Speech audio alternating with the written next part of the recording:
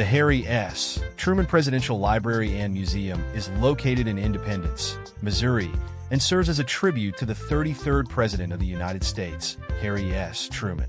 This museum offers an in-depth look at Truman's life, presidency, and the pivotal events that shaped the mid-20th century, making it a significant site for understanding American history and politics. Overview. Location. Independence, Missouri, Truman's hometown. Established.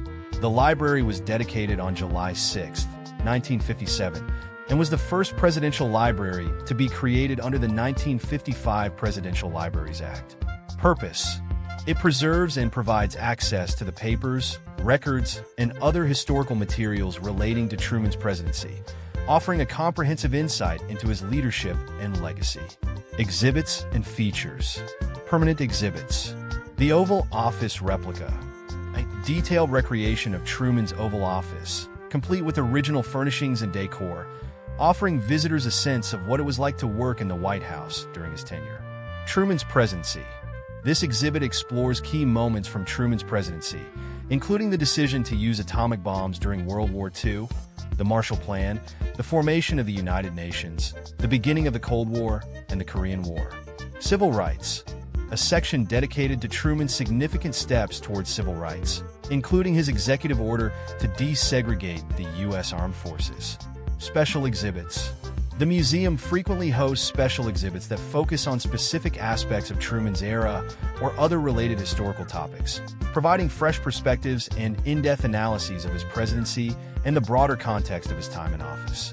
Research library. The library houses thousands of documents, photographs, and artifacts from Truman's life and career. Scholars, historians, and visitors can access these archives for research purposes, offering a rich resource for understanding the history and decisions of the Truman administration. The Truman Working Office. After his presidency, Truman maintained a working office in the library, where he spent time writing his memoirs and engaging with visitors. This office is preserved to give visitors a glimpse into his post-presidential life.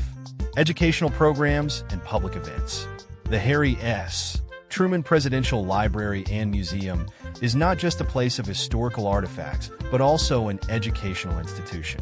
It offers various educational programs for students, teachers, and the general public, including lectures, seminars, and interactive activities designed to engage and educate about American history and government.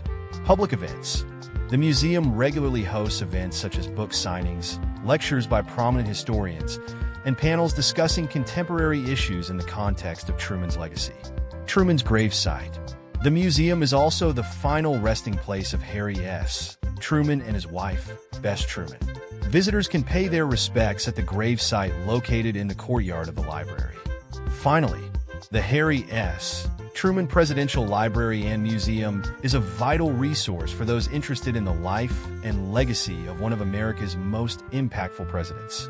By preserving Truman's history and making it accessible, the library plays a crucial role in fostering an understanding of the challenges and achievements of the Truman administration and its lasting impact on the world.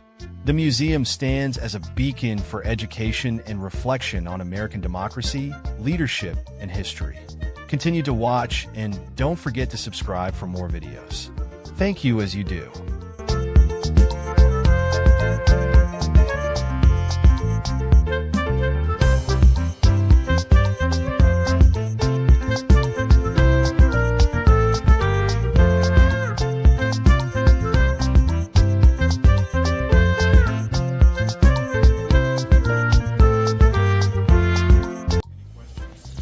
Feel free to ask.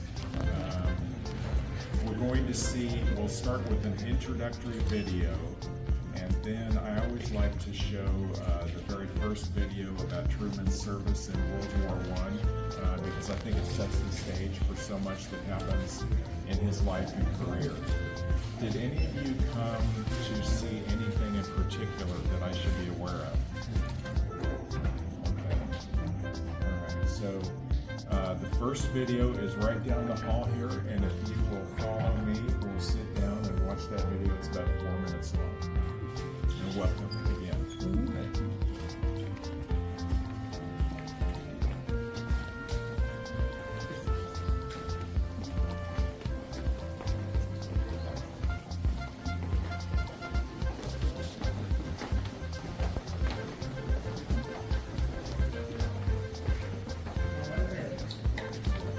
feel free to have a seat.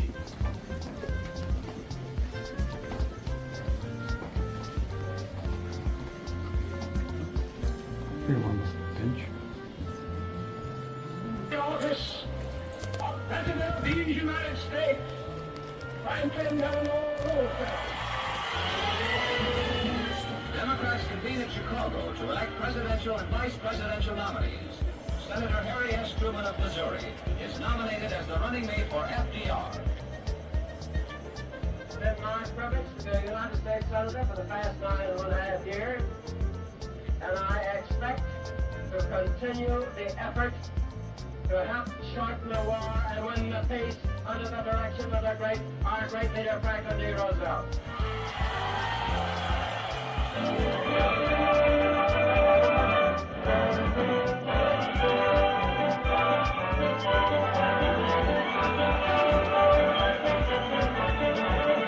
Returning to Washington with Mr. Roosevelt, Harry Truman was now the Vice President-elect. In his first speech after his inauguration, Vice President Truman said, American democracy is to survive. Germany and Japan must be defeated in battle, and thereby taught to respect the rights of other nations.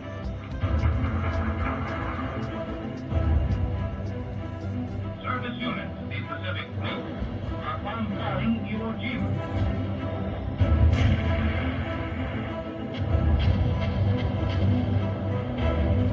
Aircraft of the strategic airport are now attacking military targets in and around Tokyo.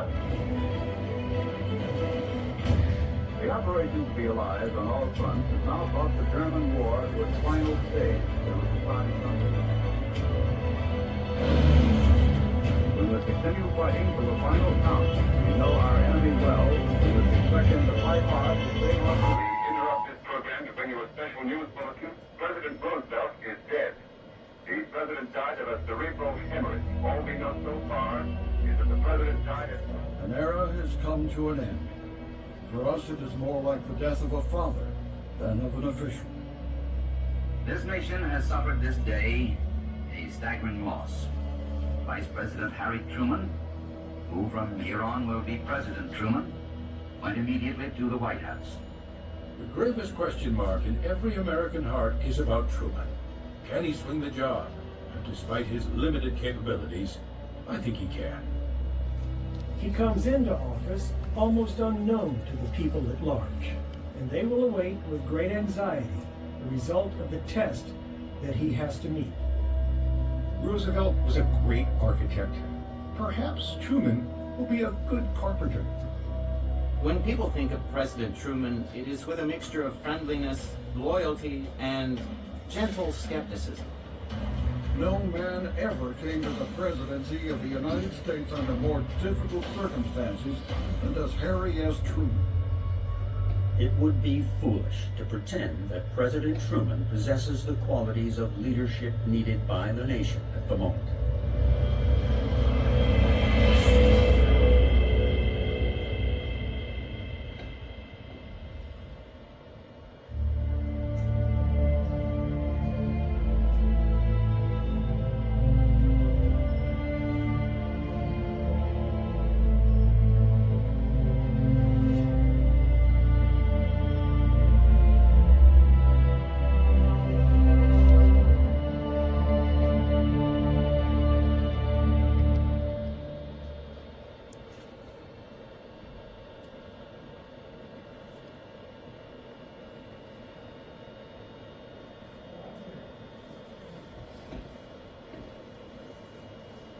So to these two facts, I want to add a third, and that's that Truman had not been briefed on the Manhattan Project when he became president.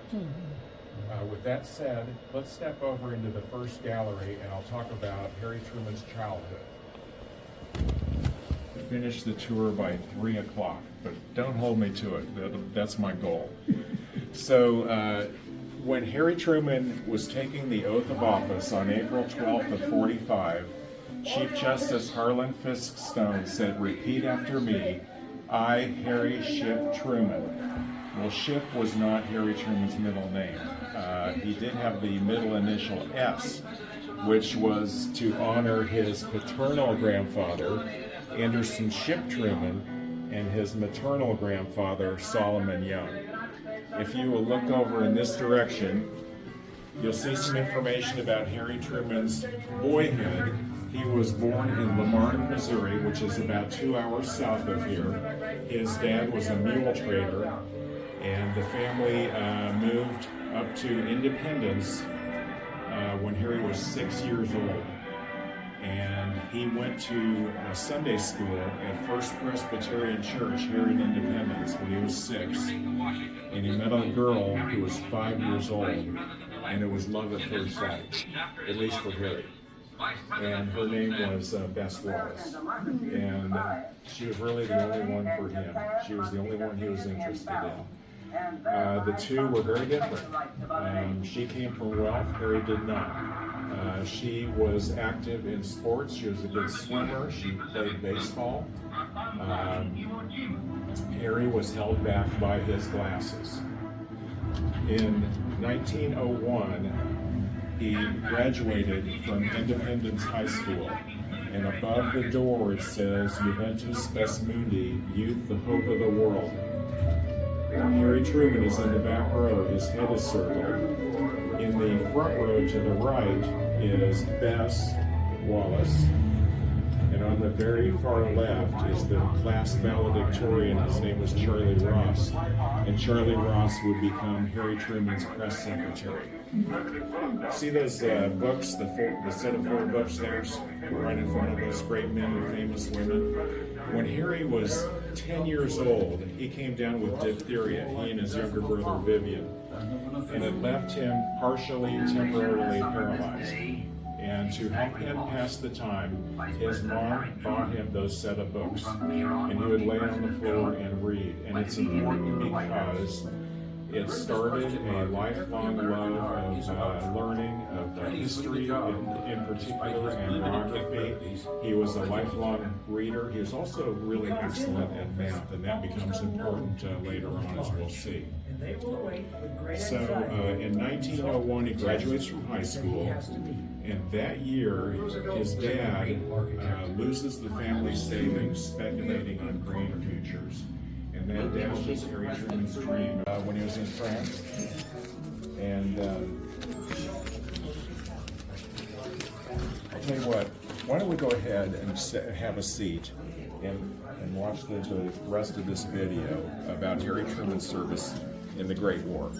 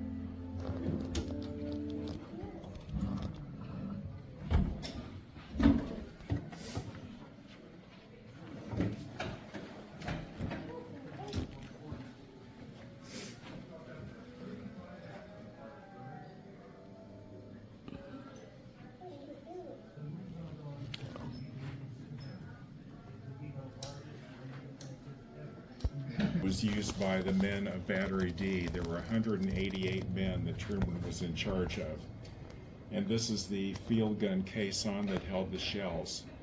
When the library first opened in 1957, they wanted to put that field gun on the lower level, and it was too big, obviously, to fit in the elevator. There was one person who knew how to break it down, and that was Harry Truman. I don't know if any of you have read David McCullough's work on Truman. It's kind of the Bible of Harry Truman. It's an excellent work.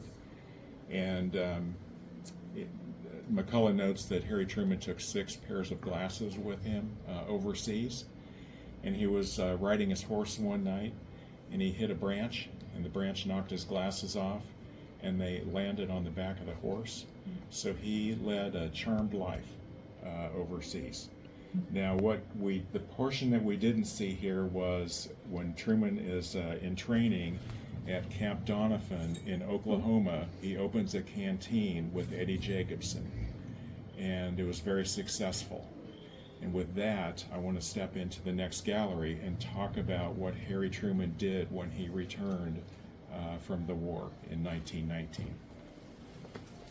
Is that loving cup right there. That was a gift to Harry Truman from the men of Battery D. And it was an appreciation of his leadership. When Harry comes back to Kansas City, he opens a haberdashery in the summer of 1919 with his friend Eddie Jacobson. Haberdashery is a fancy term for men's clothing store, dry goods. It was in downtown Kansas City, across the street from the Hotel Muehlbach. If you go looking for it, you won't find it because the building it was in has since been razed. But this is a picture of the inside of the haberdashery, and you can see Harry Truman, and these men are his army buddies who would come and frequent the store. The haberdashery sold hats and ties and shirts with detachable collars. In the old days, if you didn't want to launder the entire shirt, you just take the old collar off and switch it out for a fresh one. So the haberdashery was in business until 1921, and then it failed in the post-war recession. And I'm going to talk about what Harry Truman did next. But I first want to point out this wall here is a display about Harry and Bess's one daughter, Margaret. You can see her baby buggy. She was born in 1924. She died at the age of 83 in 2008, and she is buried here on site at the museum, and we will visit her grave site shortly. But there's the baby buggy, pedal car, tricycle, that silver sleeve. Margaret was given the great honor of christening the USS Missouri when she was a young woman, and that's the silver sleeve that was used for the champagne bottle. You can see some pictures of Margaret. She was a fine singer. She was a writer of mystery novels. She was overall a very talented person. And you see that picture on the lower portion there in the middle. Harry and Margaret are playing piano. When Margaret was 8 years old, Harry and Bess bought her a piano, which is a really nice gift. Nonetheless, she cried because she had her heart set on an electric train set. So, over here is a picture of Harry and Bess's wedding party. They were married in the summer of 1919 when he came back from the war, and those are Bess's wedding shoes. Harry Truman was very fortunate in that before the haberdashery closed, Jim Pendergast and his dad Mike came in and asked Harry if he would run for Eastern Judge of Jackson County, and that was his start in politics. He did run in 1922, and he won. That was basically an administrative position. So if we'll step over here.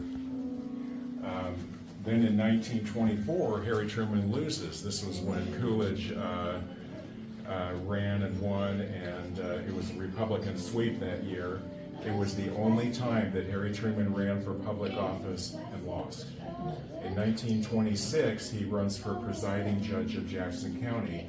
He wins, and he builds the courthouse in downtown Kansas City, Missouri, Jackson County Courthouse. He refurbishes the courthouse here in Independence, and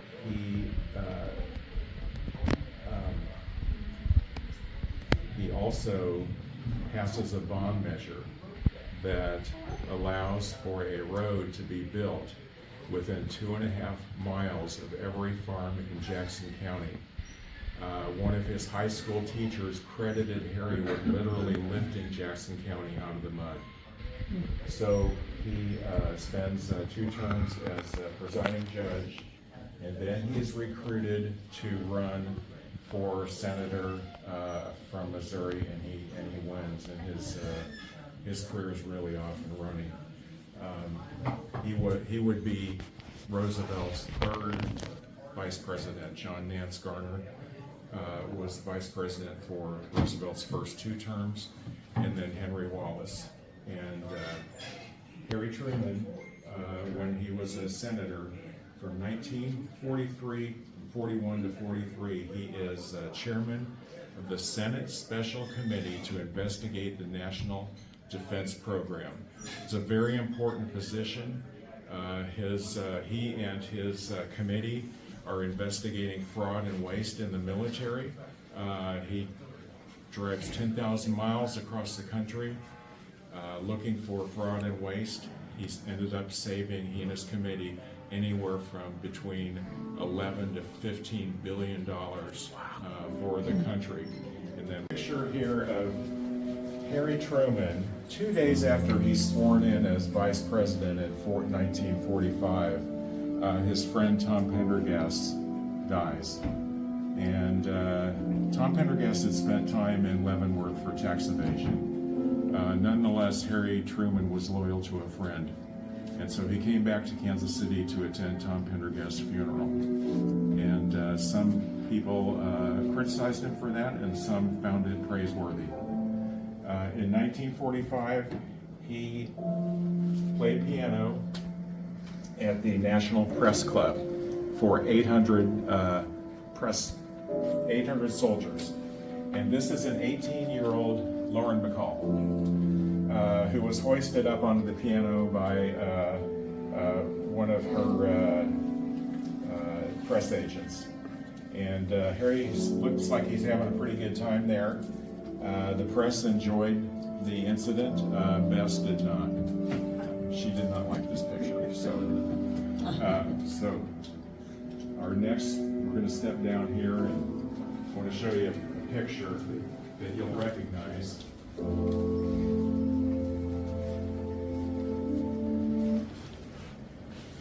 So, remember this picture from the very first video? Harry Truman's taking the oath of office from Harlan Stone, and you can see that Bess is wearing a hat, and Bess loved hats. And we have 55 of her hats here at the museum, just in case you wondered. And the hat that she is wearing in this picture is right here, in this case. And the Gideon Bible that Harry is taking the oath on is right here in the case.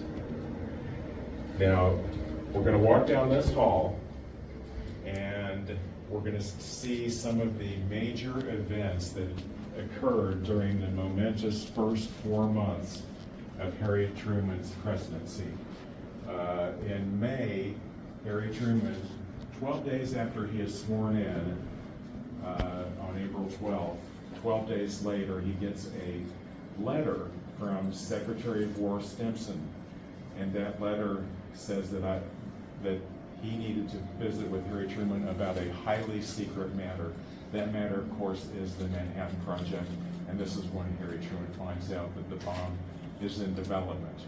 And the letter is right over here in this case, if you want to take a look at it.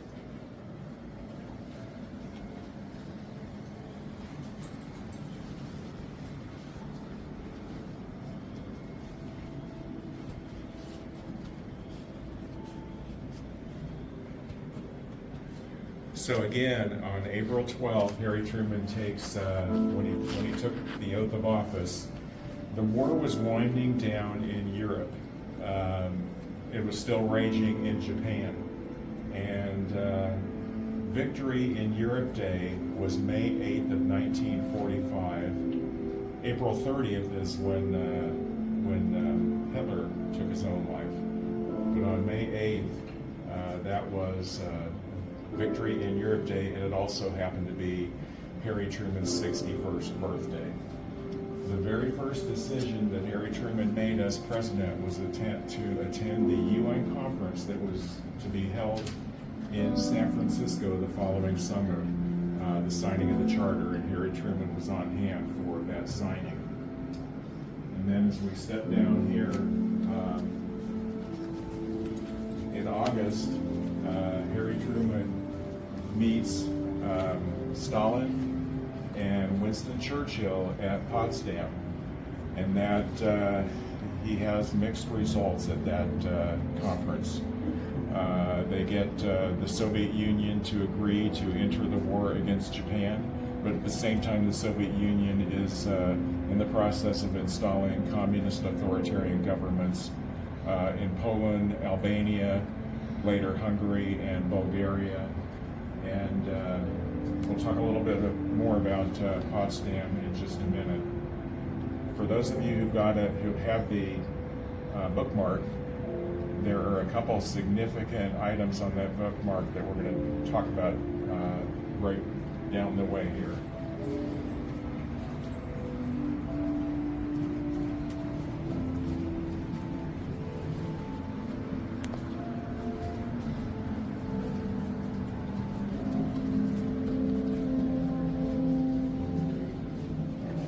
So, as I'm sure you all know, the war ended with Japan after we dropped 2 bombs. So the first one, 2 atom bombs. The first one on Hiroshima on August 6th, and the second bomb that fell was on Nagasaki on August 9th. And this green object here is the safety plug that kept the Fat Man bomb that was dropped on Nagasaki from going off before it was supposed to. It was removed from the bomb and replaced with a red activating plug. Fat Man bomb was so called because it was 60 inches wide and weighed 10,800 pounds. And one of the men on board that plane put it in his pocket and later donated it to the museum. And it's the only artifact we have from those two bombs. Now, if you look over here, there's a picture of a young woman, and her name was Sadako Sasaki. And she was a mile from the epicenter of the bomb that fell on Hiroshima on August 6, 1945. She survived, but when she was about 11 years old, she came down with leukemia. There, according to Japanese folklore, if you fold 1,000 cranes, you will be granted a wish, your wish. Now, hers would obviously have been for health, but she also, her main wish was for peace. And after the first, you could say in a sense that her, there, according to Japanese folklore, if you fold 1,000 cranes, you will be granted a wish, your wish. Now, hers would obviously have been for health, but she also, her main wish was for peace. And after the first, you could say in a sense that her wish was granted, because after those first 2 bombs fell, we haven't had one fall since, and hopefully we never will. But when she was 12 years old, after she had folded approximately 1,400 cranes, she passed away from leukemia.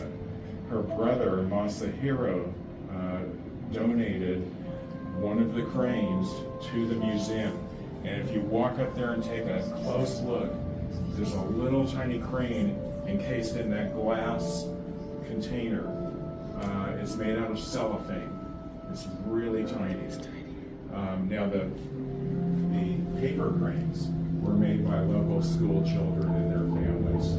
So I want to give you just a chance to step up there and take a look at that cellophane crane that was folded by Sadako Sasaki.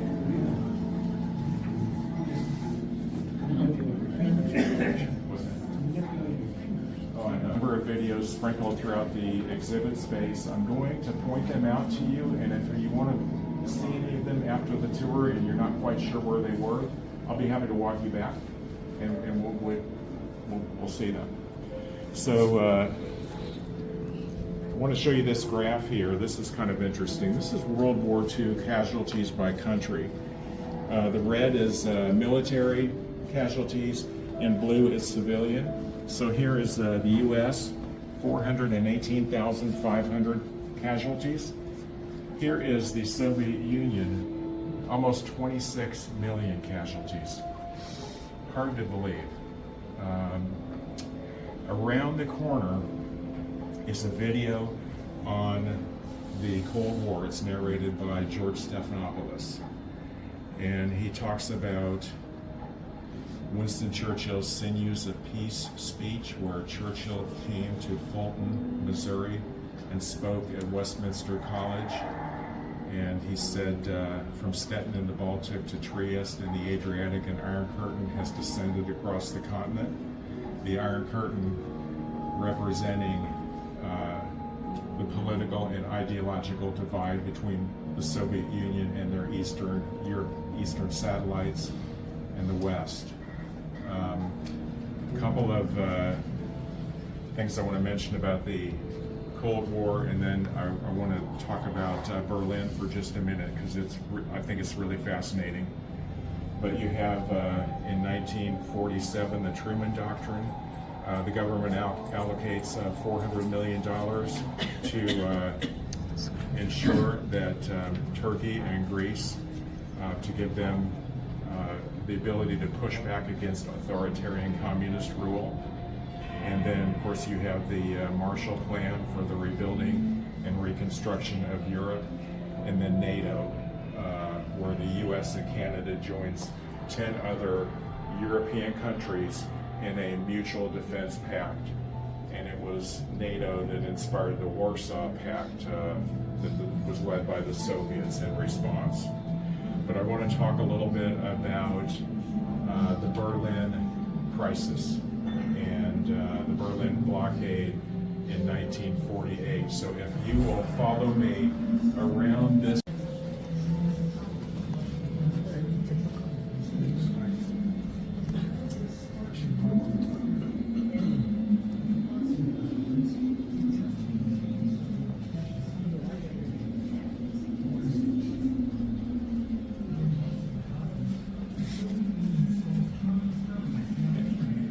We're going to have, by the way, an opportunity to sit down shortly for a bit for any of you who are getting a little bit tired. So in 1948, the Soviet Union, this is Germany, and these are the lines that were drawn at Yalta and finalized at Potsdam. This is the British occupation zone in green, and then the French and the U.S. here, and this is the Soviet occupation zone. And completely contained within the Soviet occupation zone is Berlin, and then we share this west portion of Berlin, and we're trying to keep that free. The Soviets, in a very provocative act, blockaded Berlin by roads, railroads, and rivers, canals. And Truman, in a defining moment, said, "We stay in Berlin, period." And he took the risk. He made the decision to fly planes, unarmed planes, over Soviet guns into Berlin to provide people with the supplies they needed to live, medicine and food and petroleum, etc. And for an entire year, every day, every single day, for an entire year, we flew 594 planes into Berlin. Very dangerous mission. We lost 32 pilots. I think the British lost 39 pilots. But we ended up down 594 planes. It's a lot of planes, and you can see that's the number of planes that are dangling from the ceiling there. And after a year, the Soviets backed down. And for good measure, we continued the airlift for another 3 months, so it really lasted about 15 months that we prevailed. There was a man named Gale Halverson, a pilot, and he was nicknamed Uncle Wiggly Wings. He would tip his wings to the kids on the ground. And he decided to give the kids hope by dropping candy and gum using handkerchiefs as parachutes. And he would drop them through the flare chute of his plane. And that gave the kids hope. I had a tour group last week, and one of the people on the tour said he actually knew Gale Halverson, and that Gale Halverson had passed away in 2022 at the age of 101. What a great deed that he did. And then here is the fuselage of it's a mock-up of the fuselage of one of the planes. So before we continue on, I want to note that around the corner is another video that's about Israel and Israeli statehood, which is a hot topic right now. And what I'll mention about that, first of all, it's a little longer. It's about 7.5 minutes or so long. It's narrated by Judy Woodruff. Remember we talked about, I mentioned Eddie Jacobson, who had the canteen with Harry Truman and the haberdashery later on. Well, Eddie Jacobson is the one who persuaded Harry Truman to meet with the former head of the World Zionist Organization, Chaim Weizmann, and that really greased the wheels to our recognition of Israeli statehood in 1948. And Harry Truman was very courageous. Once again, he got some pushback from his Secretary of State Marshall, who felt that the recognition of Israel would start a war. And he was right. 5 countries attacked Israel. Harry Truman believed in the cause nonetheless. But when it came down to it, Marshall decided that while he wouldn't support statehood, he wouldn't go against it. And so 11 minutes after the Israelis declared statehood, we recognized Israel. So if you want to watch that video later on, it's right around the corner here. But our next stop, I want to talk a little bit about civil rights. So if you will follow me.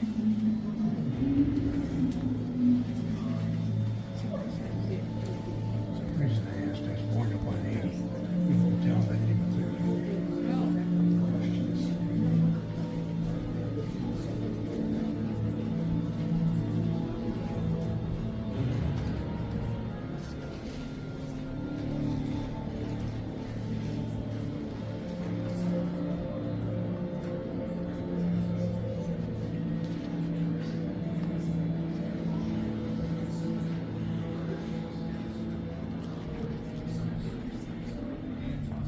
So William Banning loses his son, George. George is killed in action. And he sends Harry Truman a letter. And this is what the letter says. Mr. Truman, as you have been directly responsible for the loss of our son's life in Korea, you might just as well keep this emblem on display in your trophy room as a memory of one of your historic deeds. Our major regret at this time is that your daughter was not there to receive the same treatment as our son received in Korea. Signed, William Banning. It's significant for a couple of reasons. One, it reminds us of the gravity of the decisions that a president is charged with making. And Harry Truman was not known to ruminate particularly on decisions that he had made, but obviously this really affected him. This is the Purple Heart, because the letter and the Purple Heart were found in one of Truman's locked desk drawers after he passed away. So on this wall over here are events that took place as the Truman administration is winding down. And to put things in perspective, Harry Truman served 2 full terms minus 82 days. In 1950, the Trumans were living in Blair House because in 1948, reconstruction of the White House began, and it continued to 52. And an attempt was made on Harry Truman's life by Puerto Rican nationalists. And this is the pistols that they used. One of the nationalists was killed immediately. Harry Truman was up on the 2nd floor taking a nap. He came up to the window and they told him to get back, and it wasn't safe.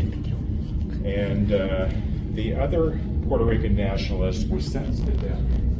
And Harry Truman commuted, his name was Oscar Colasso. Harry Truman commuted his term to life in prison.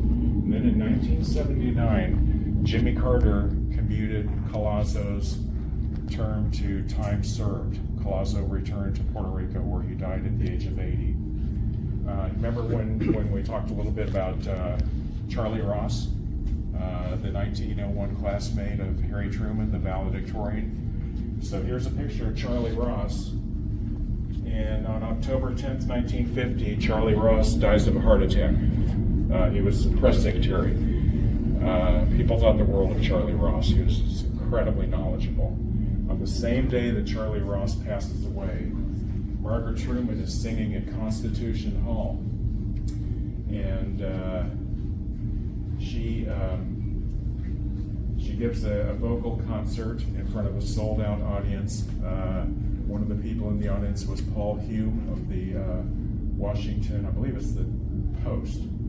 And Paul Hume wrote a review that was not favorable to Margaret Truman. And Harry Truman read that review and he wrote a letter in response, and he probably should have sat on it for a day because it was pretty intemperate. But he did. He sent it. And this is part of what he said.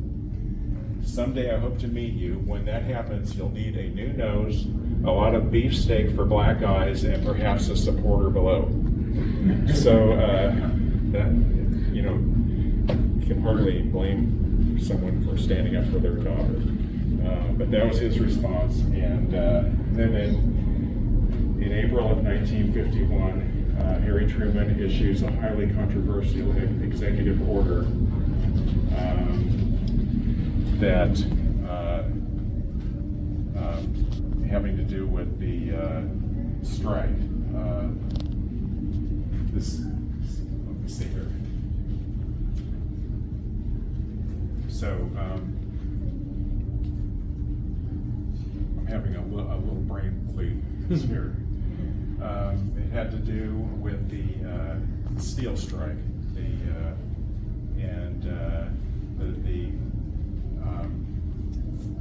the steel union had struck, and it was the case went to the Supreme Court, and Harry Truman lost. It was the Truman administrations said that they were standing on the basis of national security, and they lost. And at this point, the Truman administration was winding down, and it was at a low point. The stock was trading very low, and the Truman administration probably had the lowest ratings of any presidency to that time. That started to change in 1968 during the Nixon administration, and the contrast between the two. And it really changed in 1992 with the publication of the Truman book by McCullough. So Harry Truman is now considered to be one of the top 6 presidents in American history by many historians. With that said, I want to enter the next room, and we're going to see the Thomas Hart Benton mural called Independence and the Opening of the West. So let's step in this direction here.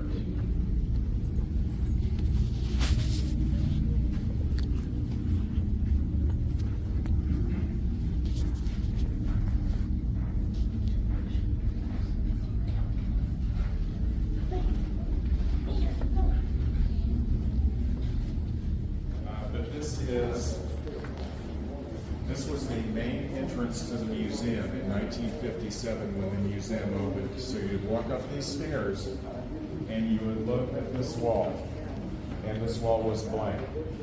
And the powers that be, we had a couple pictures hanging on it, the powers that be decided that they needed to take advantage of the space. And so they recruited Thomas Hart Benton to paint a mural.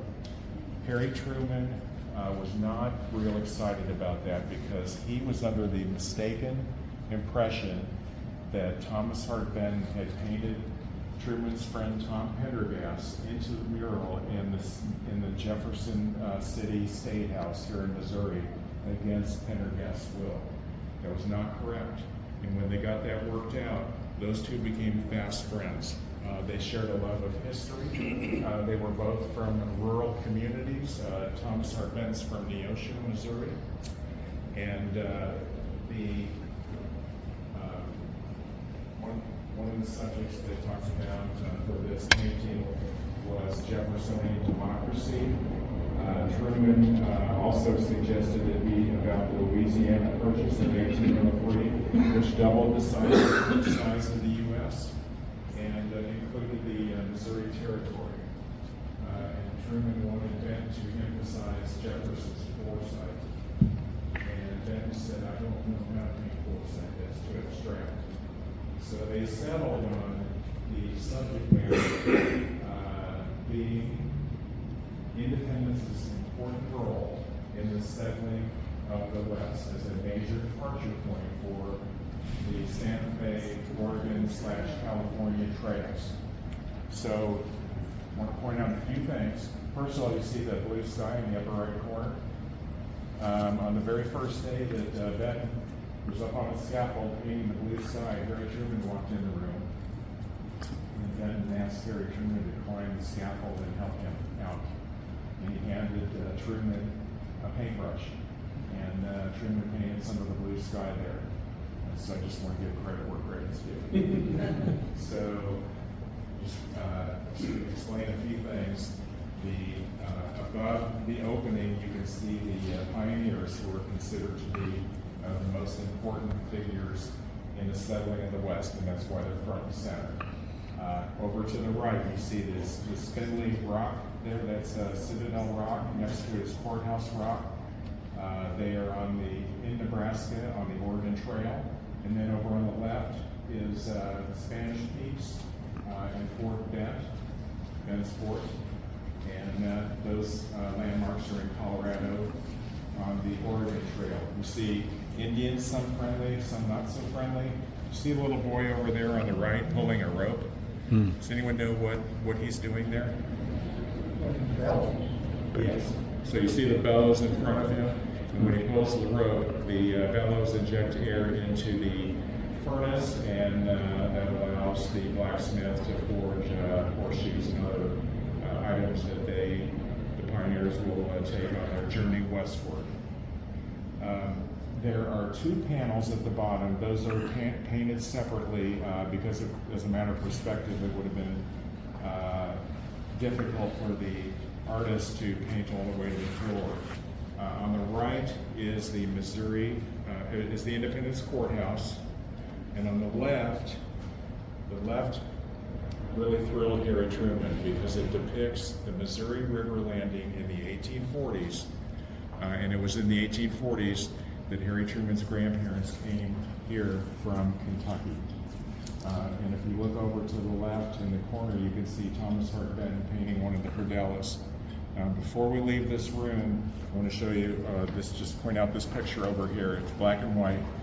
Harry Truman is showing a group of the debating team from Raytown High School something on the globe, and Truman considered the most important function of this museum to be educating young people about the office of the president, as he put it. And we will see that globe and the office that it was taken in just a few minutes here. With that, I want to step over into one of my favorite galleries. So let's walk over here.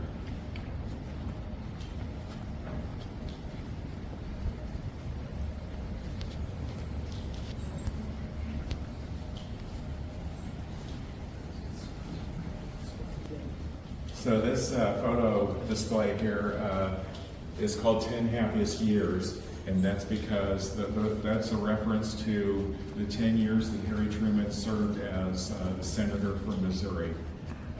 Harry Truman, they were the happiest years because Harry had time to spend with Margaret and Bess. Harry called Bess the boss, and he called Margaret the boss's boss.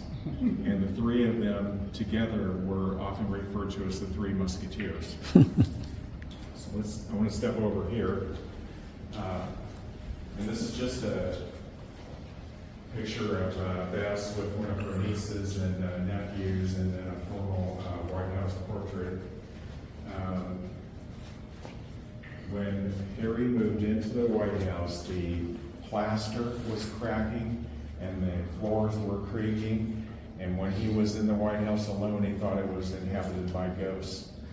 And one time, Margaret was upstairs on the second floor playing the piano when one of the piano legs started to go through the floor. And they had the White House examined by a structural engineer. By the way, the floor joists, right there. They had the White House examined by a structural engineer who recommended that the Trumans leave and move into Blair House across the street. That was in 1948. Margaret was upstairs on the second floor playing the piano when one of the piano legs started to go through the floor. And they had the White House examined by a structural engineer. By the way, the floor joists, right there. They had the White House examined by a structural engineer who recommended that the Trumans leave and move into Blair House across the street. That was in 1948. On this video screen here, you can see pictures of the White House renovation as it was underway. And they basically removed the entire interior of the White House. They built 2 sub-basements, and it hadn't been refurbished since Teddy Roosevelt's time, and according to Truman, it hadn't been refurbished very well when it was back then. You see this picture up here, this black and white picture. You see the south portico of the White House, and you can see what is called the Truman balcony inside the columns. That was Harry Truman's idea. He felt so strongly about it, they paid for it out of his presidential allowance. And Barack Obama was asked what his favorite memory of the White House was, and he answered sitting out on the Truman balcony on a summer's night, looking out over the Lincoln Memorial and the Washington Monument. And we have Harry Truman to thank for that. This painting here is called At the Beach of Scheveningen, and it was on the second floor study of the White House that Truman used. And it was a gift of the people of the Netherlands in appreciation of our support during and after World War II. Do we have any Masons here? Any Masons? Okay, so there's a picture down here. Harry Truman was a 32nd degree Mason. Masons are a fraternity characterized by ritual, brotherhood, philanthropy. They date all the way back to the time of the cathedrals. They have a particular interest in architecture. And Harry Truman is painted in his Masonic regalia. And then over here is one of the tropical shirts that Harry Truman wore at the Key West Naval Station in Florida. Do we have any Floridians here on this tour? There's a museum there at Key West. And you can see Harry Truman smiling on the cover of Life magazine. And I'm old enough to remember when Life magazine came out on a weekly basis, and it was a big deal to get yourself on the cover. So, and then we have the a model of the presidential yacht, and Truman would enjoy getting out on the yacht and going up and down the Potomac with friends, and just for relaxation, maybe play some poker, have shot bourbon. In case anyone's interested, his favorite bourbon was Old Granddad, and he also liked Wild Turkey. And we will see that flag shortly in Harry Truman's private office. So that I can keep us on schedule, we are next going to see the original Buck Stops Here sign. Harry Truman's Fred Canfield's found this at a reformatory in Oklahoma, had one made for Harry. The buck stops here means I am, as president, I'm accountable, I'm responsible for what happens on my watch. Does anyone know where the word buck came from in this context? Well, it refers to money, but I don't know. Or does it? So, I wouldn't have known this unless I, doing what I'm doing. It came from the game of poker, and in back in the day, the dealer would be indicated by a knife with a buckhorn handle. And when it was time for the next person to deal, the original dealer would pass the buck. So that's where that comes from. And then on the other side it says, I'm from Missouri. Harry Truman, as a student of history, knew that he wanted to return home like George Washington, after he was retired, like George Washington, and like his hero Cincinnatus, the Roman warrior statesman. We're next going to enter the Oval Office replica. So let's step this way.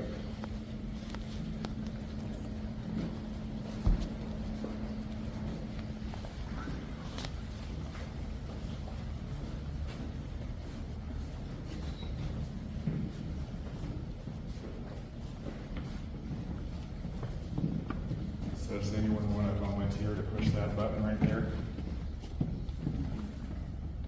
I'm glad you have come to this historical institution.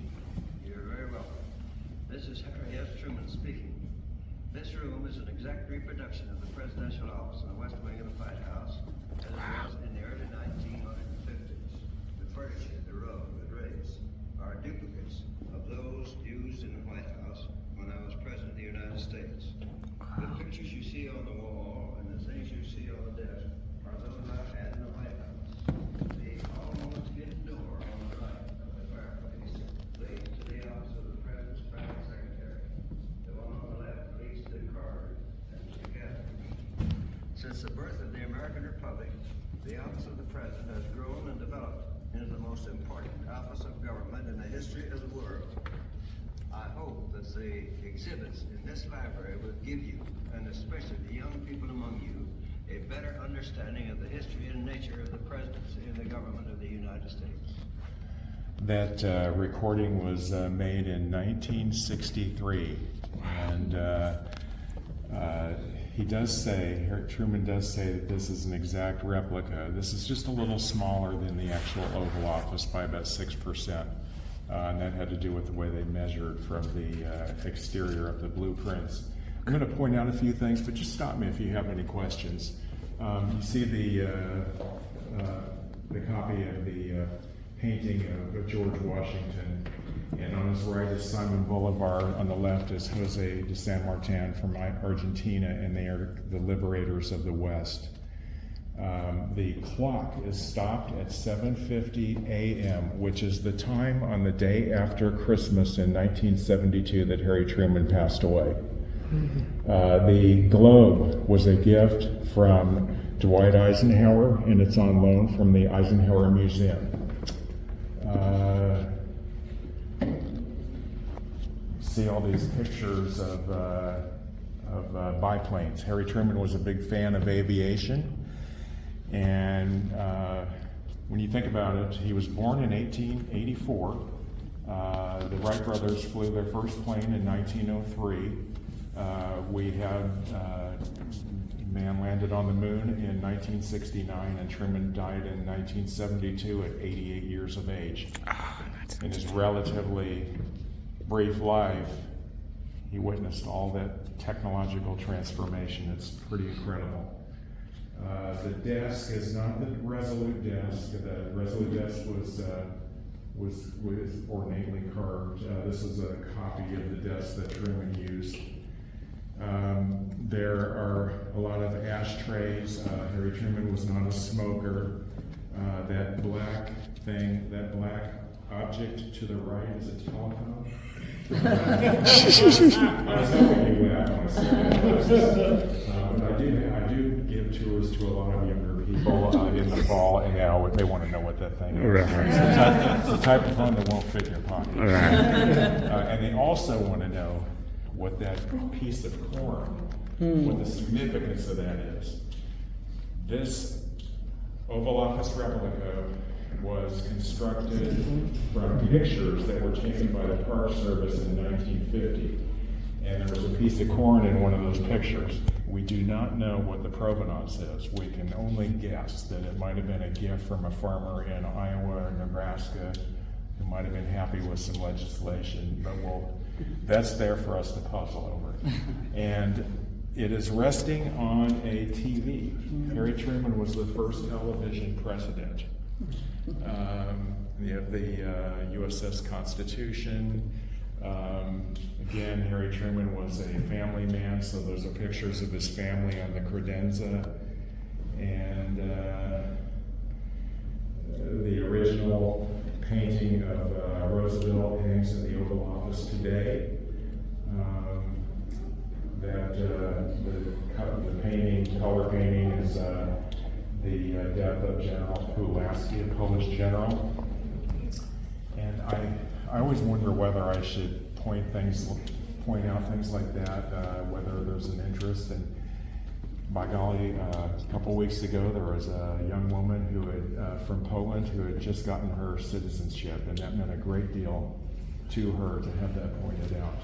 Pulaski fought in the Revolutionary War, and the picture below that is the USS Augusta, which is the ship that Harry Truman took to the Potsdam Conference in '45. What the provenance is, we can only guess that it might have been a gift from a farmer in Iowa or Nebraska who might have been happy with some legislation, but that's there for us to puzzle over. And it is resting on a TV. Harry Truman was the first television president.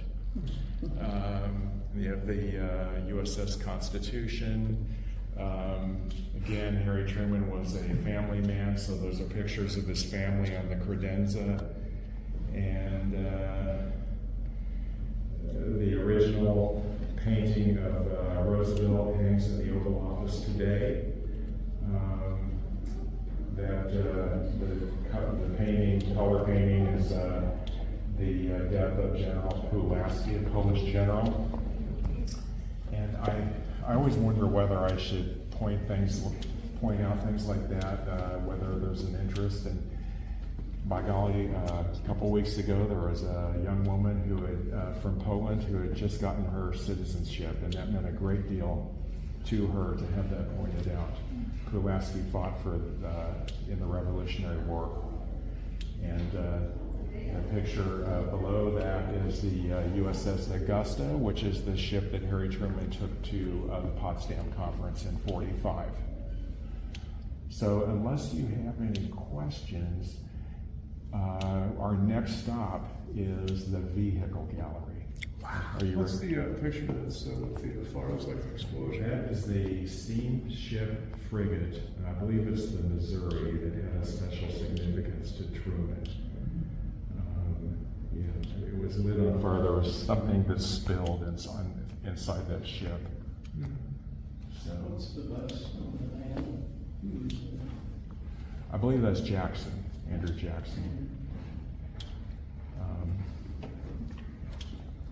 Any other There is, see that little clock there? I had a question about that the other day, and that is the little plate on the bottom. It's loose. It's sitting in loose side with a plate on the bottom that says HST, and it was a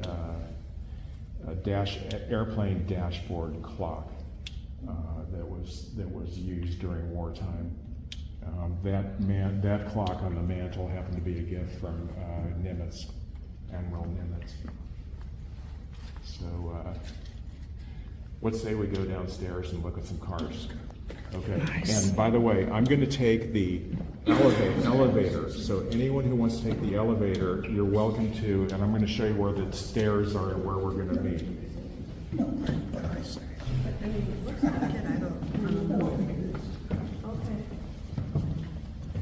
Was it St. Louis? Yes. Yeah, very good. Very good. I'm going to mention one other thing. Harry Truman nominated 4 men to the Supreme Court. Harold Burton, Thomas Hartman, and Harold upstairs.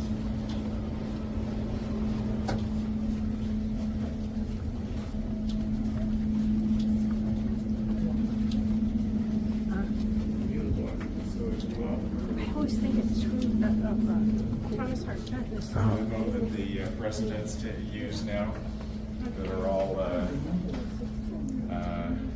souped up with bulletproof glass and so forth. This is an early version.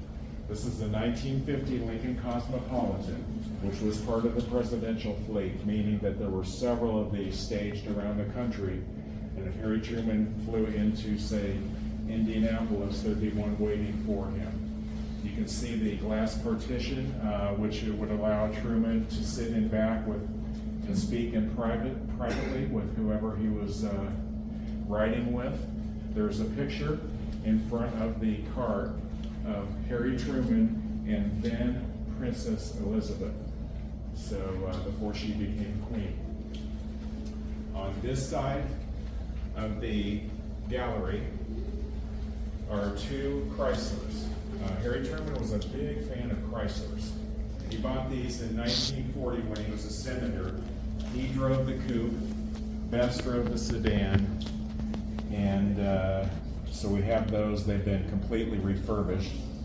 Down to the left, you see a farm buggy that was used at the Grandview Farm, and you can see a picture of the Grandview Farm, which is open to the public on a limited basis. If you guys want to, actually, it's still standing, that building. If you want to see it, I've made plans in advance. And then there's a picture of the 1940 Stafford, Harry Truman's first car, and he enjoyed taking that Stafford and driving it from Grandview to Independence when he was courting Bess. At the very end of the gallery is a model that was built by one of the volunteers here, 219 North Delaware, which was the Truman home. Harry Truman used to walk from that house after he was president to this museum, sometimes 7 days a week. And sometimes on Saturdays, when in the early days there was just security here on Saturdays, Harry Truman would come in, and if the phone rang, he would answer the phone. He wouldn't tell you who he was, but he enjoyed answering the phone.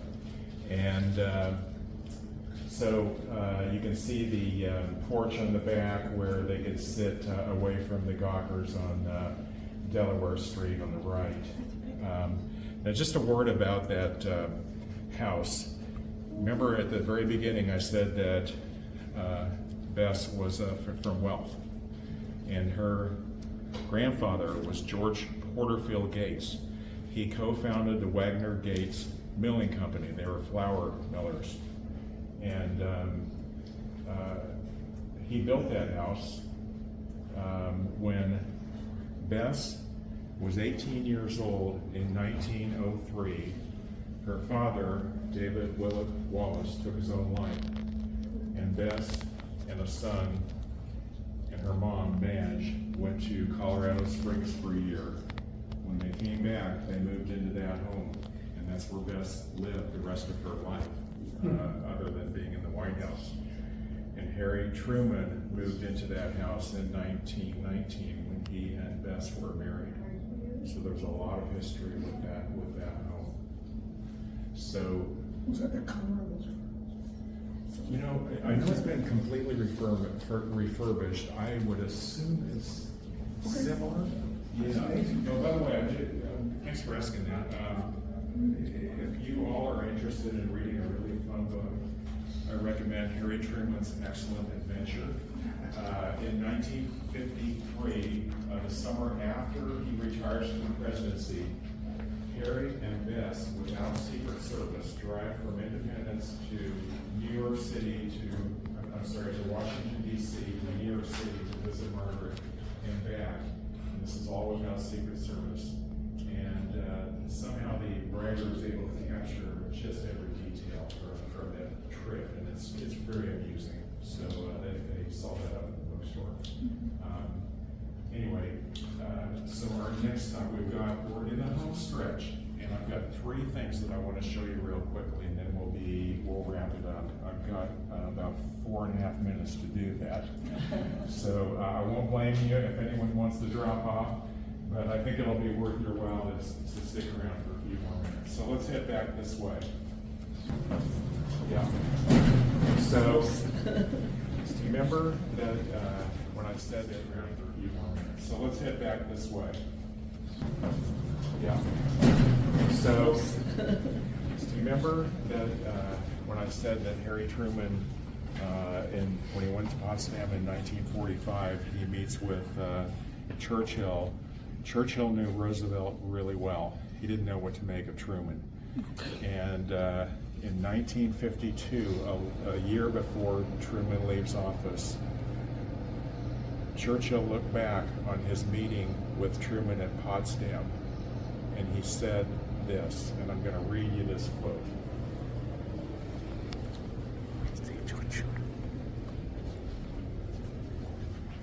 I must confess, sir, I held you in very low regard then. I loathed your taking the place of Franklin Roosevelt. I misjudged you badly. Since that time, you, more than any other man, have saved Western civilization. That is quite a tribute from one of the towering figures of the last century, and I just thought I'd share that one with you. So let's head out to the courtyard and the final resting place of Harry and Bess Truman. Wow.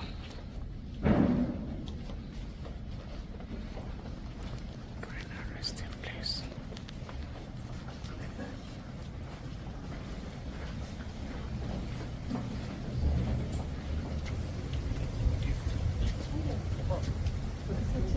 It's a nice day.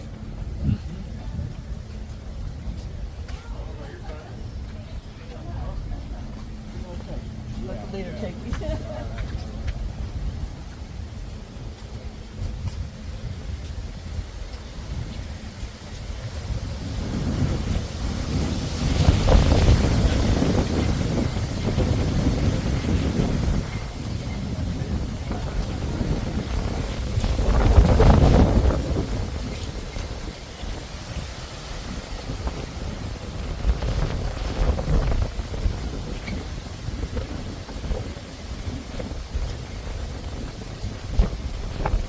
So thanks for getting the doors for us, you guys. Appreciate it. I know we had a couple from Indiana. Who's that? Okay, so I want to thank you for your Indiana limestone, which graces the courtyard. So I'll point out a few things. This is the final resting place of Harry and Bess Truman. If you face this direction, Bess is on Harry's right. Harry considered her Bess to be his right-hand person. She wrote many of his speeches, and he looked to her for advice and counsel. The major dates of their lives are etched in the granite. Opposite their graves are the graves of their daughter Margaret and Margaret's husband Clifton, who was managing editor of the New York Times. He died in 2000. When I have younger groups, sometimes they will stop and they'll puzzle over that marker, trying to figure out why it's so small. And I had one young man one time ask me if they'd been buried standing up, and that's why it was. So anyway, now what was your answer? No, yeah, that well, they were cremated, but you know sometimes they can't process that depending on how old they are. So anyway, this is the Truman Library and Museum. The library portion is this bank of windows that stretches all around. And this is where David McCullough and A.J. Boehm and other authors have done their research. We have 15 million pages of manuscript materials here and over 30,000 artifacts. Over there is the Eternal Flame of Freedom, which was a gift of the American Legion Post that Harry Truman was a member of. We want it's called the Eternal Flame of Freedom because we never want our freedoms to die. And this is the flags of the 50 states. They're in alphabetical order, and we have the new Minnesota state flag. It's the third one in. Unless you have any questions, I think we're ready for the last stop on the tour. So let's head this direction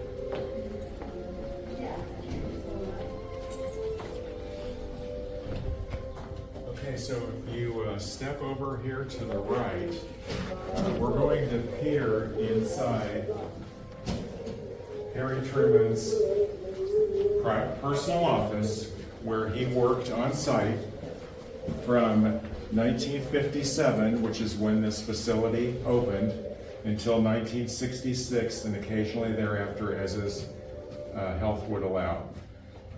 There's a lot of history in this office. Harry Truman met with 5 presidents here.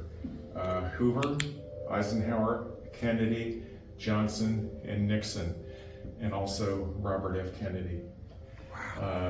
When I have younger folk, I always ask for a volunteer to read that quote over there on the wall, and in particular that last line, "But all leaders must be readers."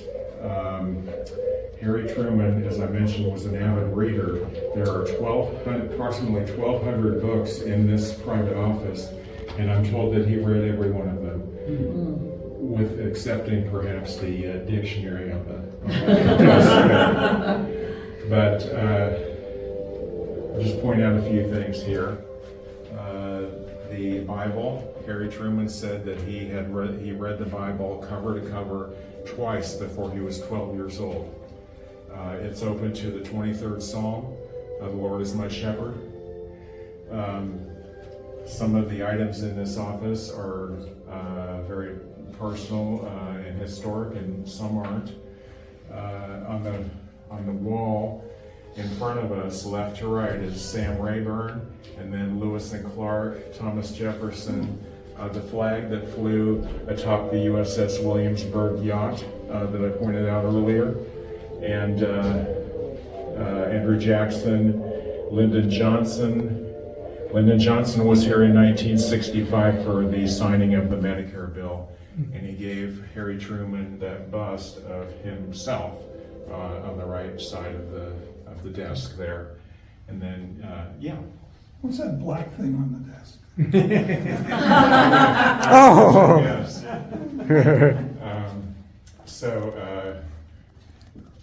Then Lyndon Johnson, Kennedy, and I think those other three pictures are group pictures with Lyndon Johnson. People want to know about the doors. Rose Conway, Truman's secretary, office through that door on the left. The next door is a false door to give balance to the office. The two doors in the back are to a hallway.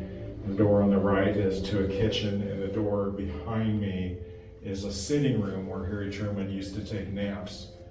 The number one most popular artifact in the entire museum, according to your bookmark, is the picture of Bess that Harry took with him to France during World War I. And that picture is in the oval mat right behind the dictionary. It's just to the left. And Harry kept it in his breast pocket, along with a card on which Bess had written, I want you to go to France and come home all safe and sound. And they were engaged at the time, and he did, fortunately, and then they were married. Don't ask me why the lights are out on the show. It's been that way since I've been doing this. But you see the clock has stopped at 7:50 a.m. And then over on the right is the USS Missouri model of the ship, and that's where the Japanese surrendered after World War II in Tokyo Bay, and that is now at Pearl Harbor. This wasn't always here, this enclosure. And when Harry Truman was using the office one day, he turned around and he said to someone that he turned around and looked at the courtyard house, the courtyard, and said that's where he wanted to be buried. You see the clock has stopped at 7:50 a.m.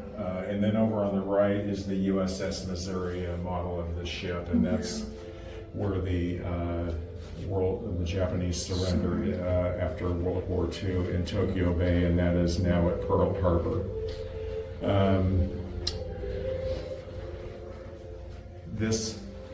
This wasn't always here, this enclosure. And when Harry Truman was using the office one day, he turned around and he said to someone that he turned around and looked at the courtyard house, the courtyard, and said that's where he wanted to be buried. And when this first opened, these were sliding glass panels. There was a small fountain. There was a small garden. This enclosure wasn't here. And the sun would stream into the office, and it was starting to age the materials in the office. And the couch and the chairs, the leather was starting to crack. And I mentioned that there is a great emphasis on authenticity here at the museum. They sent one of the chairs out to be reupholstered. And the reupholster called the museum one day and they said, we found a piece of gum on the bottom of the chair. What do you want us to do? And the museum said, leave it. So one of these days, they'll do a DNA analysis and we'll learn who was chewing gum in the president's private office. And with that, that's my tour. And I really appreciate your all sticking around. Thank you. Thank you very much. Thank you.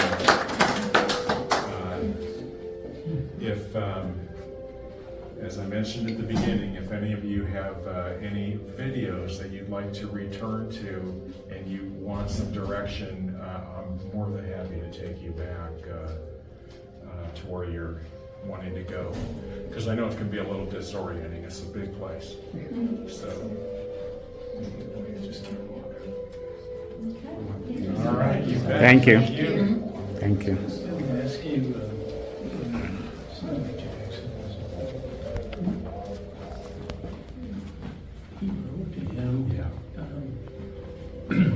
so I was trying to figure out. Great man. When I read